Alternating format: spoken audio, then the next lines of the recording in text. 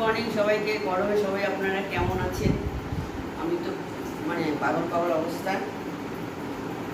তো আজকে কি বেলের শরবত করবে?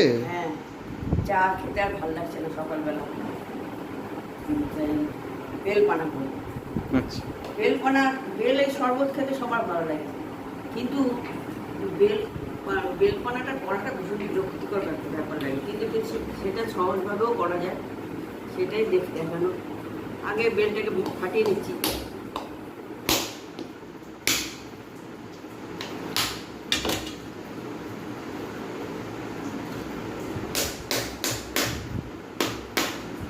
কেমন হবে জানি না। ও ভালোই আছে। এবার এটাকে দিয়ে, এই জিনিসটা দিয়ে, এগুলি জল রেখেছি, এটা জলের মধ্যে ভিজিয়ে রাখবো কিছুক্ষণ। এই যে যেখানে জল রেখেছি, জলের মধ্যে কিছুক্ষণ ভিজিয়ে রাখবো। এইভাবে এটা দিয়ে বেলের ভিতরে যে শ্বাসগুলোকে এই এই জিনিসটাতেই মানে সবার ঝামেলা থাকে। এটার থেকে কি করে শ্বাস থেকে শ্বাসগুলো বের করা, ওইটাই মানে ঝামেলার কাজ থাকে, সেটা আমি দেখাবো।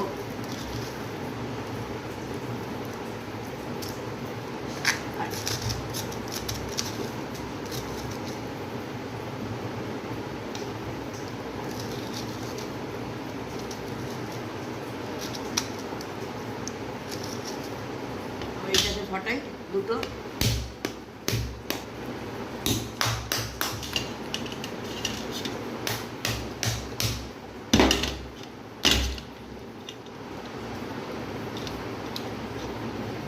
হাতটা স্লিপারি হয়ে গেছে, ধুয়ে আসে।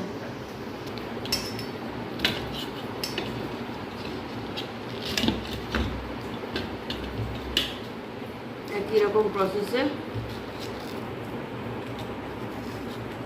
করবো।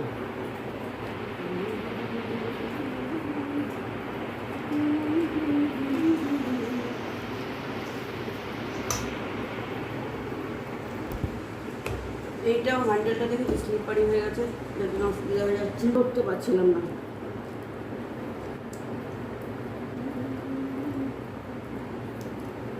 করার পর তো খেতে ভালো লাগে, কিন্তু করার আগের যে ঝামেলা, ওই ঝামেলার জন্য খেতে ভালো লাগে না। এইগুলি খুলে দিলে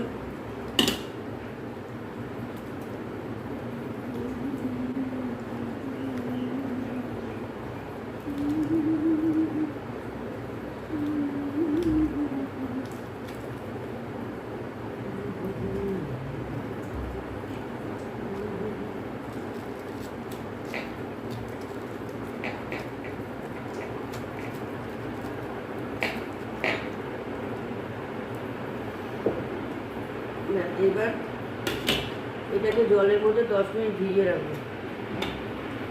তারপর 10 মিনিট কি 15 মিনিট ভিজিয়ে রাখলে একদম নরম হয়ে যাবে। তারপর ছাঁকনি দিয়ে সহজেই করা যাবে। আর আমি তো একটু জলে ভেজানোর জন্য জল দিয়েছি, আলটিমেটলি আমি তো দুধ দিয়েই করবো, আর জল মেশাবো না। এই জলটা 10-15 মিনিট পর আবার আসছি, এসে আবার প্রায় 20-25 মিনিট এরকম ভেজানো ছিল এই যে বেলটা জলে।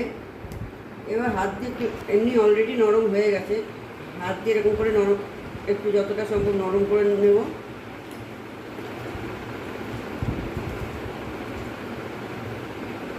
অনেকক্ষণ, মানে যতক্ষণ পারবেন, তারা না থাকলে আধ ঘন্টাও ভিজিয়ে রাখলে যত ভেজানো যাবে নরম হয়ে যাবে, তারপর খুব সহজে এটা ছাঁকা হয়ে যাবে। এইবার এই যে ছাঁকনি দিয়ে ছেঁকে নেব।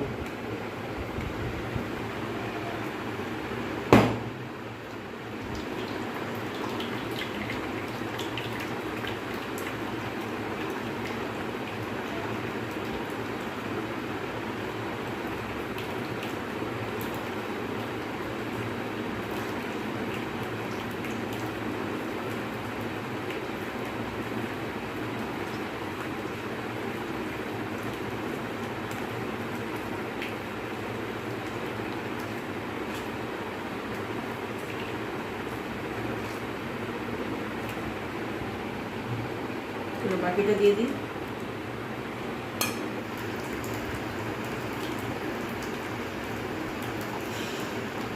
এই যে ছাকার যে ব্যাপারটা বেলের, যেটা সবচেয়ে বিরক্তিকর লাগে বেলের, এই যে দানা টানা বা এই যে রাবিশ টাইপের খোসা টাইপের ছাক থাকে, যেগুলি ছাক সোবরা টাইপের, এইগুলি হচ্ছে কী করে বের করবো।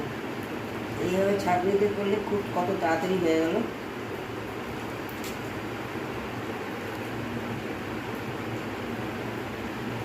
হাতটা ধুয়ে আসি। রেখেছি আমি দুধের মধ্যে আমি 4 চামচ চিনি দিয়েছি, বেশি চিনি দেওয়া যাবে না, আমাদের সুগার সবার। এমনি দুধ ঠান্ডা করে নিয়েছি, তারপরে আর একটু ভালো টেস্ট করার জন্য গুঁড়ো দুধও দিয়ে দিলাম। গুঁড়ো দুধটা অপশনাল, দিতেও পারেন নাও দিতে পারেন, আমি দিয়ে দিলাম যে আরও খেতে আর একটু ভালো লাগবে।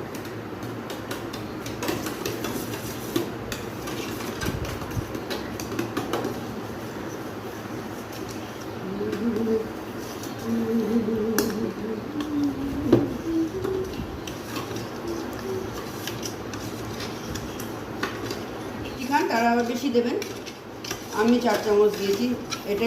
এটাই আমাদের জন্য মিষ্টি, কারণ আমাদের সুগার আছে সবারই সেই মিষ্টি। এইবার এটা দিয়ে দেবো।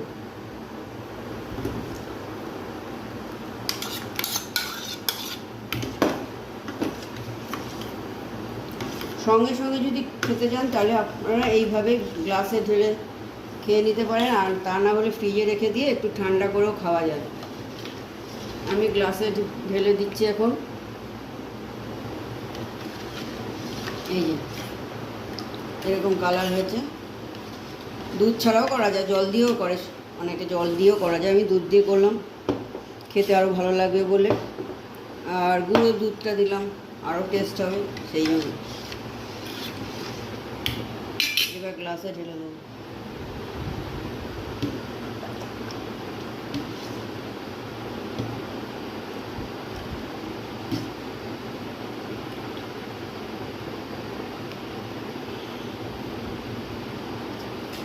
হয়ে গেল চটজলদি বেলের শরবত। ওইটা ভিজিয়ে রাখলে খুব তাড়াতাড়ি নরম হয়ে যায়, 20-25 মিনিট যতক্ষণ ইচ্ছা ভিজিয়ে রাখবেন, কাড়া না থাকলে, তাহলে চটপট হয়ে গেল বেলের শরবত। সকালবেলা 1 গ্লাস বেলের শরবত খেলেই পেট ভরে যায়। ঠিক আছে, আমার 3 গ্লাস আমাদের হয়ে গেল, এটা আমরা খেয়ে নেবো। আর এইভাবে আপনারা করেছেন কিনা জানি না, যদি না করে থাকেন কেউ, তাহলে এইভাবে দুধ দিয়ে একটু বেলের শরবত, একবার বেলের শরবত দুধ দিয়ে করবেন, কেমন লাগে দেখবেন। দুধ দিয়ে খুব ভালো লাগে টেস্ট, যেমন গুড় তেমন মিষ্টি একটা কথাই আছে, খেতে ভালোই লাগে। আর ভালো লাগলে লাইক, শেয়ার, সাবস্ক্রাইব করে দেবেন। যারা অলরেডি সাবস্ক্রাইব করেছেন তাদের অনেক ধন্যবাদ, আর যারা করেননি তারা করে দেবেন। নমস্কার।